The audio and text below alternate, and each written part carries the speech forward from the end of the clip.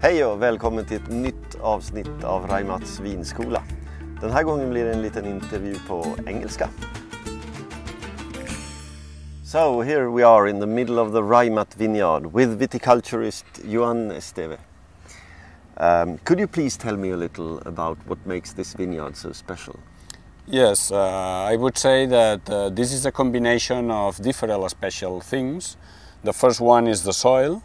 After many years of research and making wines from the different blocks of Raimat, we know that this soil gives additional qualities because it's a stony and chalky soil and give different properties with different wine characters. In addition, this is planted on Tempranillo, that is probably the best known Spanish variety, and is a clone that has been selected by Raimat to fit in this climate. And in addition, we treat this vineyard in a special way, trying to push the maximum quality out from these vines. We do several hand passes like shoot thinning, bunch thinning, some leaf plucking, different things to adjust and to give the maximum quality to these grapes.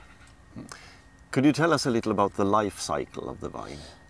Yes, actually, from now on, this will be picked, probably next week. Then, when the winter comes, all the leaves will drop, so we will have only the shoots, nothing else. Then starts the pruning time, is when we cut all this wood, so all what you see will go out. And we only will leave, let's say, 2 buds per shoot, and the rest will be removed. When in springtime starts the cycle, they start growing from nothing until it reaches this meter and a half of growth. Meantime, by May, more or less, is when it takes the bloom time, is when all the berries start growing after the fruit set. And these berries will grow and grow until it reaches this full size.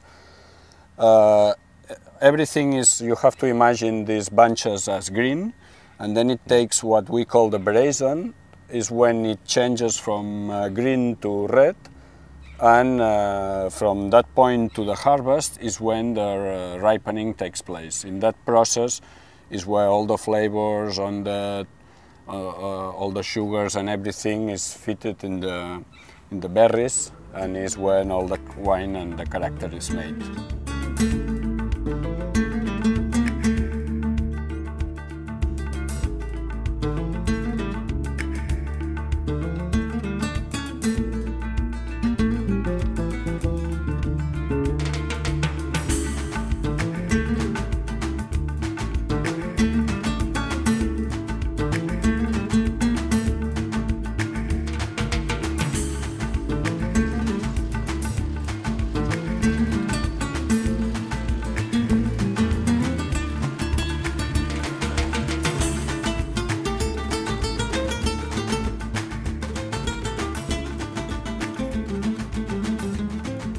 We're right in the middle of the experimental vineyard now. Can you tell us a little what's going on here? Yes, most of our research has been done on irrigation, because irrigation for us in such a dry climate is the most important tool. It's where you can produce the best quality or the quantity you want to get from the vineyards. But lately we have introduced 2 main strategies to manage irrigation. One of them is the PRD, which it means partial root drying. This system, instead of having 1 drip line, has 2 drip lines and irrigates in a certain way. But at the end, the final objective of this is with the half of water, more or less, you can produce the same production and better quality. It has effects on stress, control and different things that can be done in that way. In addition, we also use another technology that also came from Australia, that is soil sensors of capacitance. They are called EnviroScan, and they are installed inside of the soil. They are 1 meter depth, and they measure the humidity at those different depths. So every time we irrigate, we know the level of humidity that is inside of the soil. When we stop irrigating, the humidity go down and down and down until it reaches a level that there is no more humidity, and then when the plants start showing stress. What we want to do is to maintain the plant in a certain level of stress, but not too much stress, because we know the stress give better properties, better flavors, better concentration of grapes, especially red grapes. And that's why, thanks to this technology, we can adjust the irrigation to each different block. You also do something called precision viticulture. Could you explain a little about that? Yeah, the concept is to give to each vine the exact amount of inputs, let's say fertilizers, irrigation, and everything. In such a variable soils like we have here or like everywhere, you can have a block when it has many different situations. For example, here we have a block that using the satellite image, we know the different vigor levels that it has in its different zone. So even is a unique block, because this is a Shiraz block, in practice there are different situations that give different grapes and different wines. So what we try to do is to separate these blocks in different uniform units, and then we apply the inputs to each one of these units in different proportions. So let's say, for example, here we don't irrigate at all, we irrigate just once every month, and here we can irrigate, let's say, 3 times per day, per week.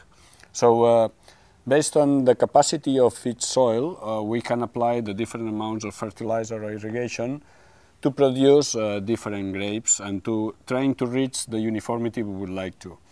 But at the end, we always have the option on picking these grapes separate, so we can do with a selective harvest different grapes and different wines. So it's what we have in practice. From the same block, we can get, let's say, 3 different wines that completely different capacities or qualities. Okay. On the labels of the bottles, you have different vinia numbers. What do they stand for? Yeah, those numbers, it tells the origin of the vineyard that gave that wine. That vineyard was treated in a certain way. It gave specific wines that this is the objective we want to get with that label, and is the reference on all the management we have to apply to other vineyards that has the same objective. Let's say, for example, we do the same hand practices like shoot thinning or bunch thinning or other practices that in the same way is done in that vineyard. So it's like the model to follow to reach the same quality. Okay. Finally, do you have a favorite part of this vineyard? Yes, my favorite block is an Albarino block that we were involved all the viticulture department because we went to Galicia. We selected some different vines as a potential clones. We have tested them for 7 to 8 years, and at the end, from all those selected vines, we selected one that we could call the Raimat clone of Albarino. That is the one that we have planted now everywhere, and is the one that gives us the best results in this climate and in this situation. Okay. Thank you so much, Joan. Okay, thank you.